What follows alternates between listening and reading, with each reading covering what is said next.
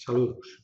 A continuación vamos a analizar un amplificador selectivo sintonizado, es decir, un filtro pasabanda. En nuestro caso, un filtro pasabanda para 1 kHz.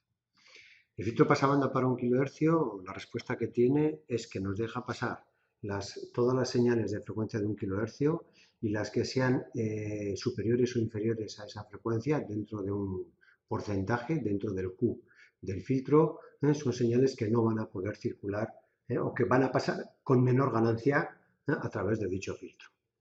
En este circuito está basado en el puente de Wien y es un circuito en el que podemos ver que el puente de Wien está formado por R1, R2, C1 y C2, cuyos valores en este caso son estos que tenemos aquí. Realmente, como podemos ver aquí, este es un circuito que, como indicamos, tiene dos células de realimentación, una realimentación negativa a través del puente de Wien y otra realimentación a través de la entrada positiva a través de este divisor de tensión, compuesto por R3, R4 y R5. Y tal como indicamos aquí, la actuación del circuito es tal que las dos señales de realimentación, la positiva con la negativa, se anulan entre sí a la frecuencia central. Entonces, al anularse, el circuito tiene una ganancia muy alta a esta frecuencia. Mientras que al resto de frecuencias, las dos señales no se compensan y resulta una amplificación muy pequeña. Tal y como nos indica aquí, el valor de R5 ha de ser exactamente el doble que el valor R3 y R4, porque en caso contrario, pues bueno, lo que nos vamos a encontrar es que la Q es muy pequeño, o incluso, como vamos a poder ver luego en la práctica, vamos a tener una realimentación que me va a provocar una oscilación en el circuito. Entonces tenemos que andar con cuidado con ello. El hecho de que sea una frecuencia u otra va a depender del valor de las resistencias y de los condensadores. Y es decir, va a depender de lo que se conoce como el puente de la red Wien que tenemos aquí. Para ver más detalles sobre esta red Wien, pues bueno, pues dejamos que se mire en páginas de internet, como por ejemplo, pues bueno, tan sencillo como escribir en Google,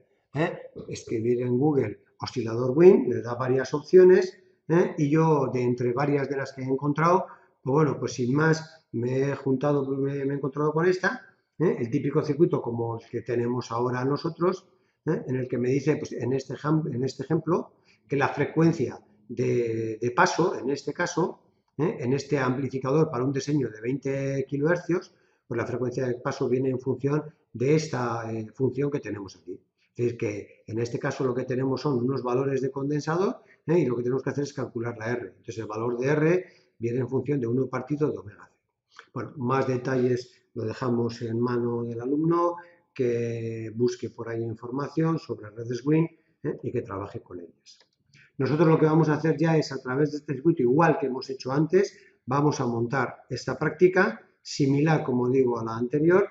Es una práctica en la que tenemos la red, el filtro pasabanda Wien con el amplificador operacional, y que vamos a volver a hacer las dos cosas que hemos hecho antes. Por un lado, meter un generador de entrada y un osciloscopio de salida, y vamos a ir viendo a ver qué valores tengo, tanto en la entrada con respecto a la salida, ir variando la señal de entrada. Es un sistema bastante chapucero, bastante engorroso, y la mejor forma es, como hemos utilizado antes, utilizando el analizador de espectros, el bode plotter.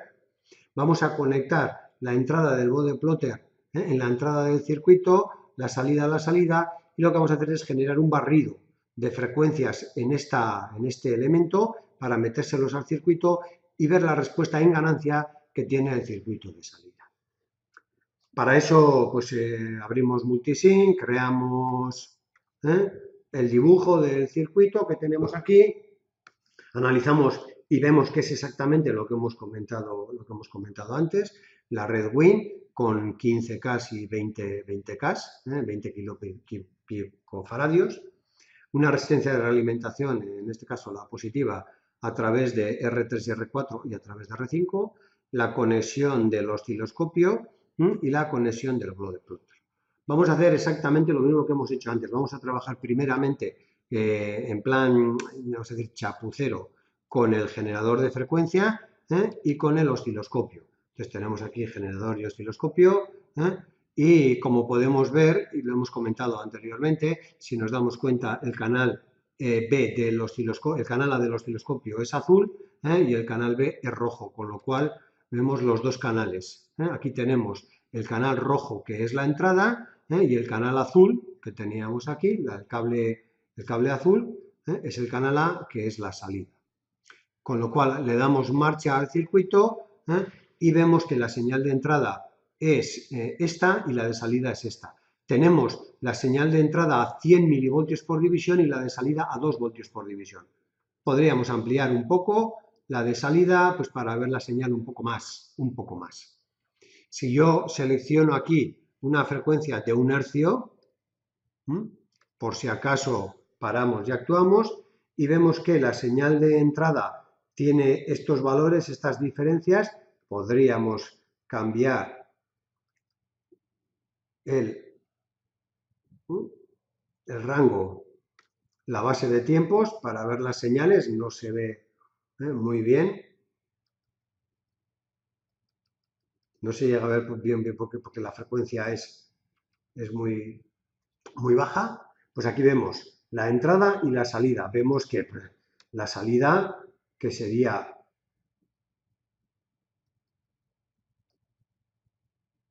esta, pues me da una señal muy pequeña, incluso con una componente continua. Aquí lo tenemos. Una señal de entrada de 100 milivoltios y una salida de 2 milivoltios. Lo que tenemos que hacer a continuación es ir subiendo la frecuencia de entrada. Si ahora en vez de 1 le pongo 10 hercios, por si acaso paramos y volvemos a lanzar, y bueno, y estamos viendo aquí cómo ya la señal de salida ha aumentado.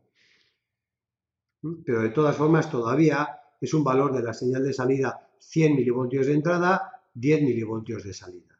Si amplío un poco más la base de tiempos, veo los resultados. Si en vez de 100 meto 100 hercios, vemos que ya me ha aumentado bastante la señal de salida, pero todavía, pues bueno, es incluso menor que la señal de entrada. Y así sucesivamente. Si yo voy colocando aquí ahora, en vez de 100, 200 hercios de entrada, por si acaso paramos y volvemos a poner en marcha, y ya vemos, vamos a ampliar la señal de salida para ver el resultado. Entonces vemos que ya la señal va subiendo. El valor máximo, porque es una frecuencia pasabanda de 1 kilohercio, el valor máximo lo vamos a conseguir, o lo debiéramos, según los cálculos, conseguir a una frecuencia de 1 kilohercio. Paramos, volvemos a poner en marcha por lo menos, y vemos que ahora la señal de salida es un valor que tiene 2 cuadros por 200, 400 milivoltios, y la señal de entrada tiene 200 milivoltios. Si a partir de aquí yo voy subiendo la señal de entrada a frecuencias mayores, vemos cómo de 2 kilohercios a 1 kilohercio, cómo varía la señal de salida y disminuye, con lo cual estamos viendo que efectivamente la frecuencia que deja pasar es la de 1 kilohercio. Para verlo esto como Dios manda, bien, lo que vamos a hacer es abrir el bode plotter, que como hemos comentado, el bode plotter lo que nos hace es meter un conjunto de señales de entrada,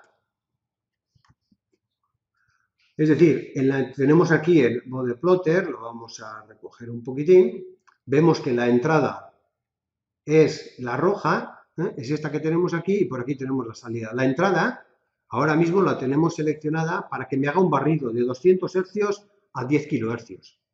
Sería lo ideal para ver esto lo suficientemente ancho. También podríamos poner aquí 100 kilohercios y aquí 10 hercios, pero ampliaríamos la escala que hay de aquí a aquí y veríamos más estrecha la señal. Esto siempre conviene apagar y volver a arrancar.